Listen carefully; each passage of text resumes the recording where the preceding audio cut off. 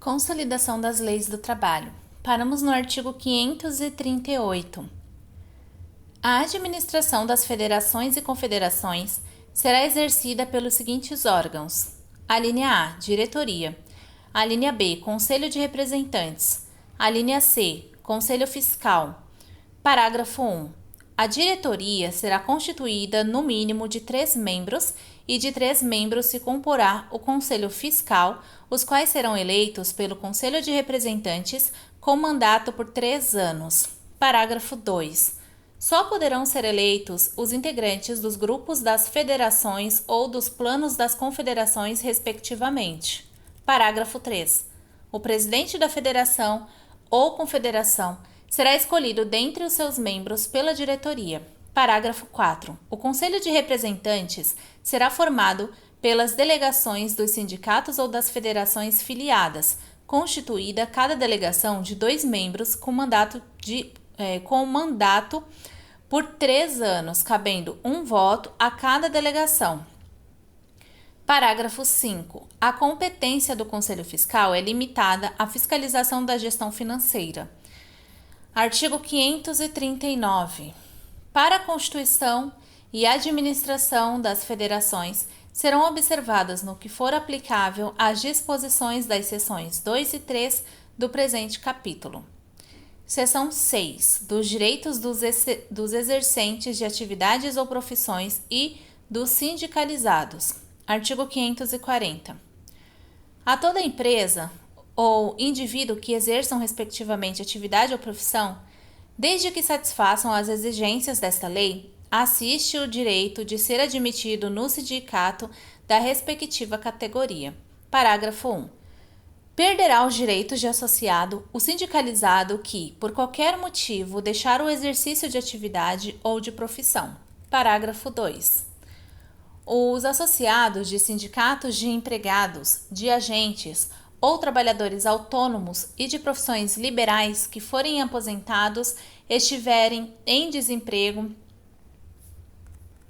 ou falta de trabalho ou tiverem sido convocados para a prestação de serviço militar, não perderão os respectivos direitos sindicais e ficarão isentos de qualquer contribuição, não podendo, entretanto, exercer cargo de administração sindical ou de representação econômica ou profissional. Artigo 541. Os que exercerem determinada atividade ou profissão onde não haja sindicato da respectiva categoria ou de atividade ou profissão similar ou conexa, poderão filiar-se a sindicato de profissão idêntica, similar ou conexa existente na localidade mais próxima. Parágrafo único. O disposto neste artigo se aplica aos sindicatos em relação às respectivas federações, na conformidade do quadro de atividades e profissões a que se refere o artigo 577. Artigo 542. De todo ato lesivo de direitos ou contrário a esta lei, emanado da diretoria, do conselho ou da Assembleia Geral da entidade sindical, poderá qualquer exercente de atividade ou profissão recorrer dentro de 30 dias para a autoridade competente do Ministério do Trabalho, Indústria e Comércio. Artigo 543.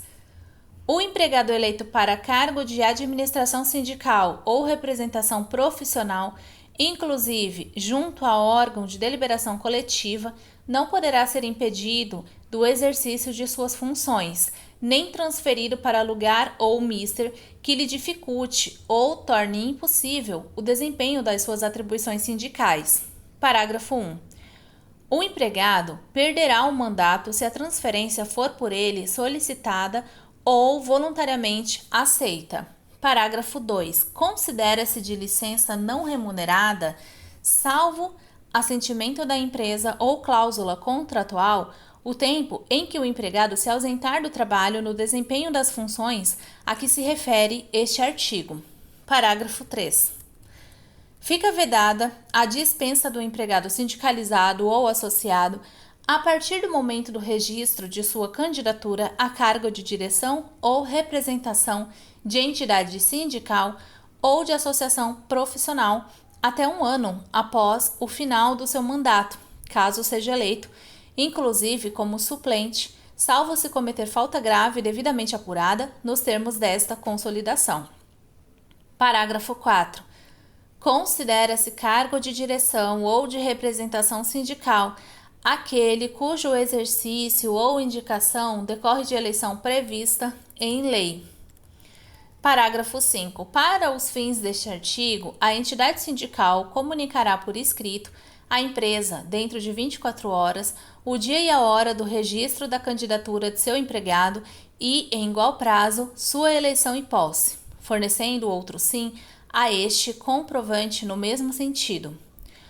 O Ministério do Trabalho e Previdência Social fará, no mesmo prazo, a comunicação no caso da designação referida no final do parágrafo 4. Parágrafo 6.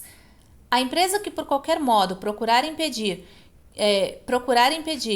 que o empregado se associe a sindicato, organize associação profissional ou sindical ou exerça os direitos inerentes à condição de sindicalizado, fica sujeita à penalidade prevista na letra A do artigo 553, sem prejuízo da reparação a que tiver direito o empregado.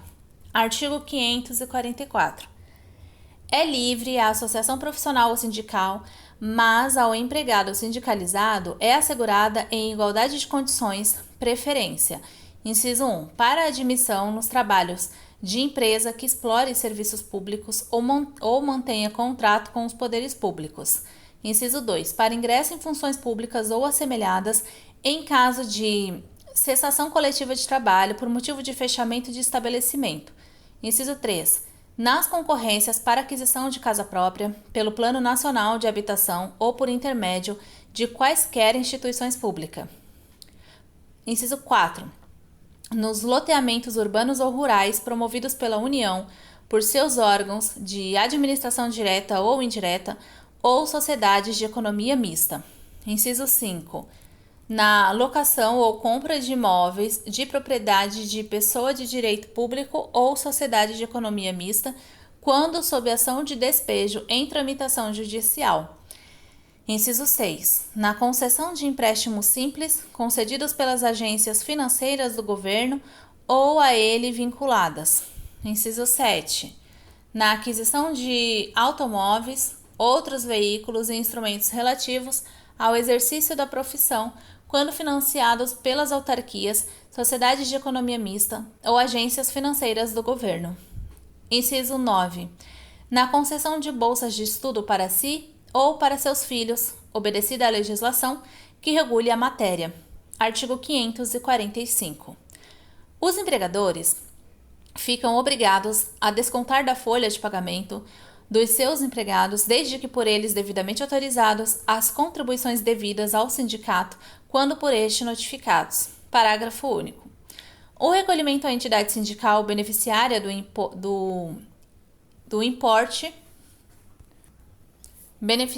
importe descontado deverá ser feito até o 10º dia subsequente ao do desconto, sob pena de juros de mora no valor de 10% sobre o montante retido, sem prejuízo da multa prevista no artigo 553 e das cominações penais relativas à apropriação indébita. Artigo 546. Às empresas sindicalizadas é assegurada preferência em igualdade de condições nas concorrências para exploração de serviços públicos, bem como nas concorrências para fornecimento às repartições federais, estaduais e municipais e às entidades paraestatais. Artigo 547. É exigida a qualidade de sindicalizado para o exercício de qualquer função representativa de categoria econômica ou profissional em órgão oficial de deliberação coletiva, bem como para o gozo de favores ou isenções tributárias, salvo em se tratando de atividades não econômicas. Parágrafo único. Antes da posse ou exercício das funções a que alude o artigo anterior ou a concessão dos favores, será indispensável comprovar a sindicalização ou oferecer prova mediante certidão negativa no Departamento Nacional do Trabalho, no Distrito Federal ou da Autoridade Regional do Ministério do Trabalho, Indústria e Comércio, nos estados e no território do Acre, de que não existe sindicato no local onde o interessado exerce a respectiva atividade ou profissão. Seção 7. Da gestão financeira do sindicato e sua fiscalização. Artigo 548. Constituem o patrimônio das associações sindicais? Alínea A. As contribuições devidas aos sindicatos pelos que participem das categorias econômicas ou profissionais ou das profissões liberais representadas pelas referidas entidades sob a denominação de imposto sindical pagas e arrecadadas na forma do capítulo 3 deste título. A linha B. As contribuições dos associados na forma estabelecida nos estatutos ou pelas assembleias gerais. A linha C. Os bens e valores adquiridos e as rendas produzidas pelos mesmos. A linha D. As doações e legados. A linha E. As multas e outras rendas eventuais. Artigo 549. A receita dos sindicatos, federações e confederações só poderá ter aplicação na forma prevista nos respectivos orçamentos anuais, obedecidas às disposições estabelecidas na lei e nos seus estatutos. Parágrafo 1. Para alienação, locação ou aquisição de bens imóveis, ficam as entidades sindicais obrigadas a realizar avaliação prévia pela Caixa Econômica Federal ou pelo Banco Nacional da Habitação, ou ainda por qualquer outra organização legalmente habilitada a tal fim. Parágrafo 2. Os bens imóveis das entidades sindicais não serão alienados sem a prévia autorização das respectivas Assembleias Gerais, reunidas com a presença da maioria absoluta dos associados com direito a voto ou dos conselhos de representantes com a maioria absoluta de seus membros. Parágrafo 3. Caso não seja obtido o quórum estabelecido no parágrafo anterior, a matéria poderá ser decidida em nova Assembleia Geral, reunida com qualquer número de associados com direito a voto após o transcurso de 10 dias da primeira convocação. Parágrafo 4. Nas hipóteses previstas nos parágrafos 2 e 3, a decisão somente terá validade se adotada pelo mínimo de 2/3 dos presentes em escrutínio secreto. Parágrafo 5. Da deliberação da Assembleia Geral concernente à alienação de bens imóveis, caberá recurso voluntário dentro do prazo de 15 dias ao Ministro do Trabalho com efeito suspensivo. Parágrafo 6. A venda do imóvel será efetuada pela diretoria da entidade após a decisão da Assembleia Geral ou do Conselho de Representantes, mediante concorrência pública, com edital publicado no Diário Oficial da União e na imprensa diária, com antecedência mínima de 30 dias da data de sua realização. Parágrafo 7. Os recursos destinados ao pagamento total ou parcelado dos bens imóveis adquiridos serão consignados obrigatoriamente nos orçamentos anuais das entidades sindicais. Artigo 550.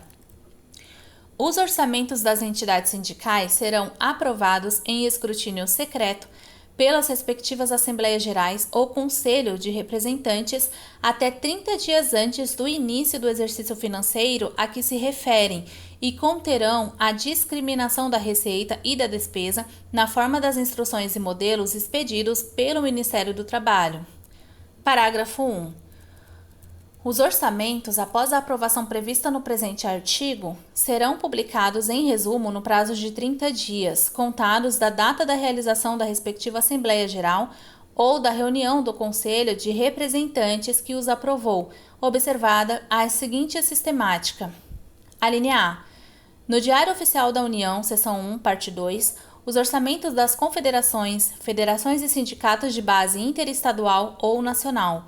A linha B. No órgão de imprensa oficial do Estado ou território ou jornal de grande circulação local, os orçamentos das federações estaduais e sindicatos distritais, municipais, intermunicipais e estaduais. Parágrafo 2. As dotações orçamentárias que se apresentarem insuficientes para o atendimento das despesas ou não incluídas nos orçamentos correntes poderão ser ajustadas ao fluxo dos gastos, mediante a abertura de créditos adicionais solicitados pela diretoria da entidade às respectivas Assembleias Gerais ou Conselhos de Representantes, cujos atos concessórios serão publicados até o último dia do exercício correspondente, obedecida a mesma sistemática prevista no parágrafo anterior. Parágrafo 3. Os créditos adicionais classificam-se em: a linha A. Suplementares, são os destinados a reforçar dotações alocadas no orçamento. A linha B.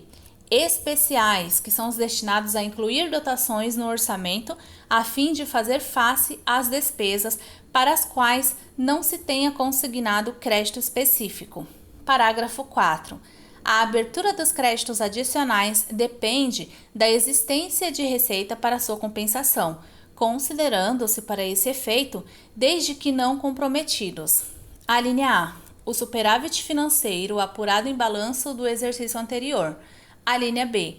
O excesso de arrecadação, assim entendido o saldo positivo da diferença entre a renda prevista e a realizada, tendo-se em conta ainda a tendência do exercício. E a linha C. A resultante da anulação parcial ou total de dotações alocadas no orçamento ou de créditos adicionais abertos no exercício. Parágrafo 5. Para efeito orçamentário e contábil sindical, o exercício financeiro coincidirá com o ano civil, a ele pertencendo todas as receitas arrecadadas e as despesas compromissadas.